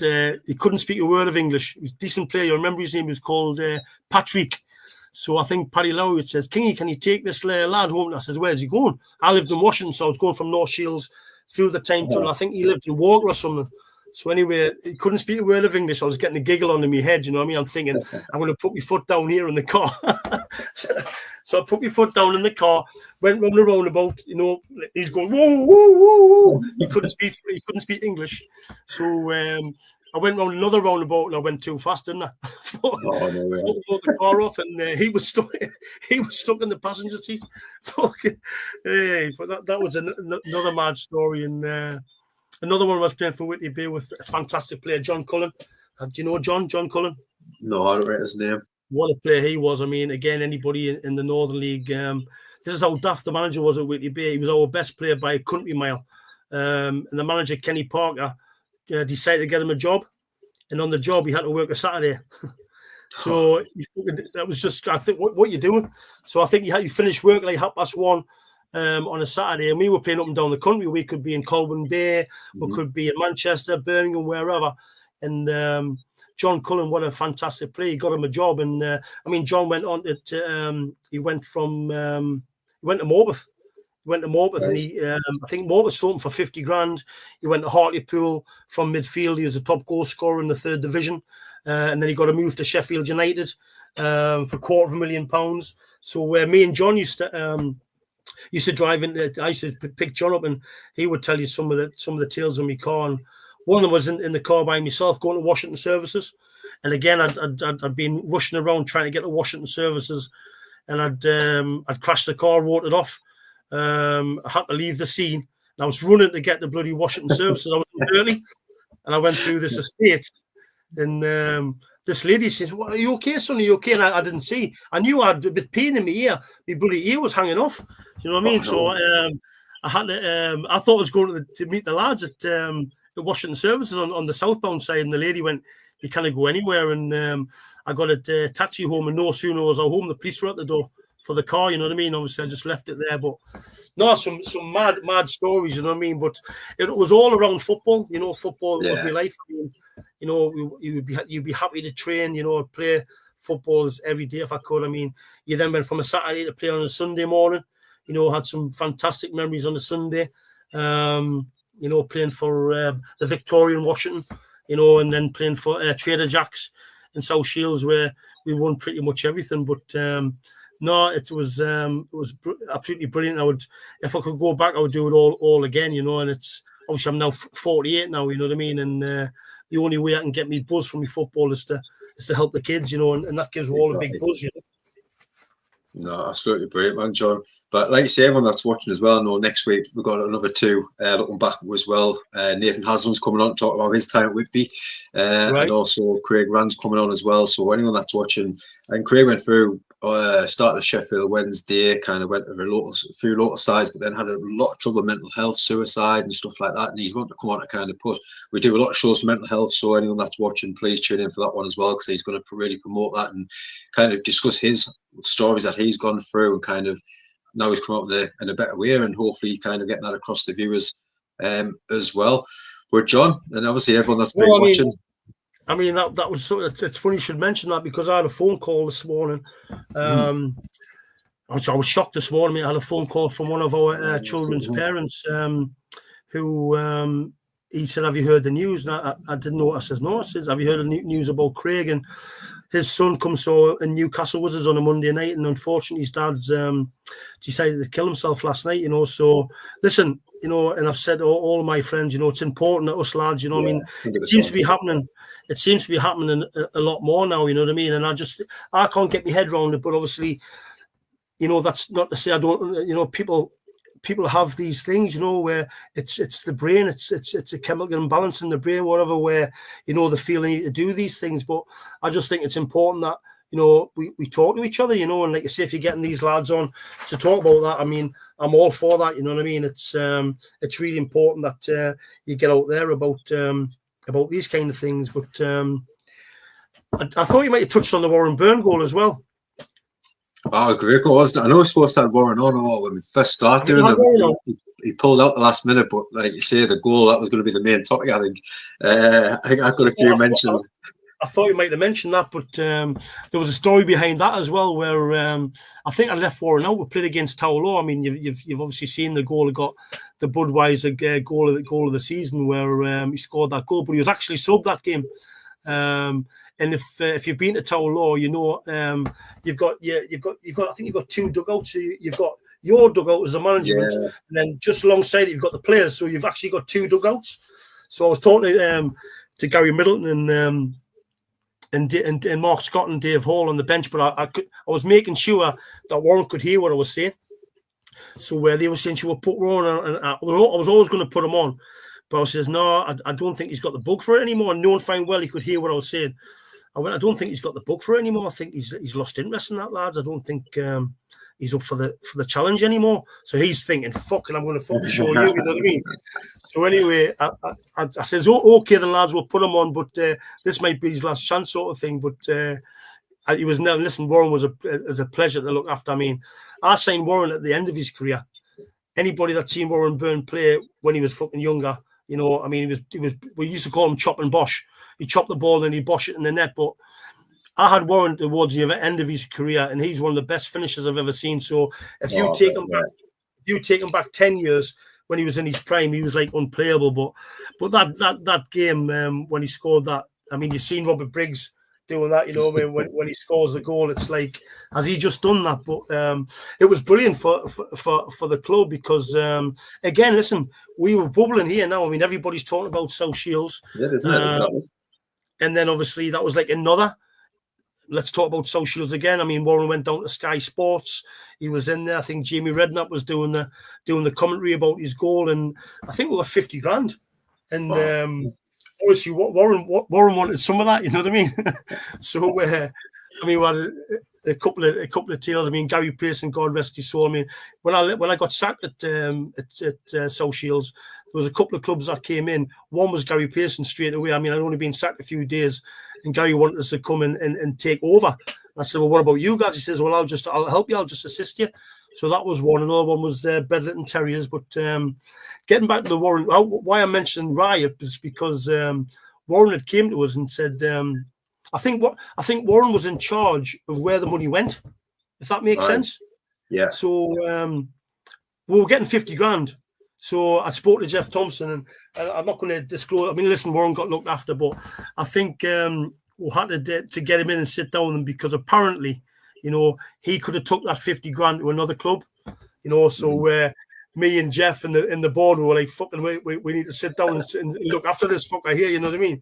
So So Warren got looked after there with a goal. But another story at bloody Horden. I don't know if do you know Kev Devine? Yes, I've Kevin Devine, a top lad. I mean, we played at Penrith for Horden. And I think the bus was leaving. When you played at Penrith, it was always an hour and a half away. So if you're in the Northern League, you would always stop for a beer afterwards. And me and Kev, I think the bus was leaving at 7 o'clock. I got about 7:30, and me and Kev were still there with the locals, And we missed the bus. About half an hour later, I'm thinking, "Where's Kev? I've lost Kev." And then it's about 10 o'clock at night. I've got no. So I had to get a bed and breakfast. I don't know where the fuck Kev's went. I'm getting to this bed and breakfast. I've had to get a taxi the next day to Carlisle Station, and then get the train back to Newcastle. And I rang Kev the next day. Where the fuck did you go? He said I had to get a taxi back. He got a taxi back from fucking Penrith. I think it cost about 300 quid, but fucking he was someone had a great time at Horn as well. I mean, Horn were paying a bit of money at the time, and that's where I first met Gustavo Dilella, who still works for me to that day. I mean, Gus worked for us at Sunderland Football Club as well, but that's where I met Gus. And we had, I think, Norman Stevens was the chairman. We had Tommy Garside as a manager. We had a cracking team, but we had some great memories there. I mean, Vin Pearson, another massive character who I played for at Easton. Alan Shoulder, what a top fella at Bishop Auckland. And one of the best managers I played for wasn't just so much tactically, but his man of management was Peter Mulcaster. And he would be a good one to get on, James. If you can get Peter Mulcaster on here, that would be a good one. I mean, what a fella he was, Peter. Absolute legend. I'm still in touch with Peter now, but great crack down at Spennymoor with him. I mean, we were near the foot of the table, but every time he went there, he was just such a lovely fella. You know what I mean? But yeah, happy time, mate. Like I said, I could talk all night, mate. I could talk all night, but. Absolutely brilliant, man, John. Like I say, many people watching, but I just want to say, obviously, before me, I think your battery's going to go shortly, but I just want to say a massive thank you. I want to see for everyone that's been tuning in and still tuning in now, smashing double figures all night, and just really appreciate support. Like I say, please hit that subscribe button down below as well, and keep tuning in to all our shows that we do. With John, thank you so much for your time for coming on the short night. Really appreciate it. No problem at all. Anytime, mate. Anytime.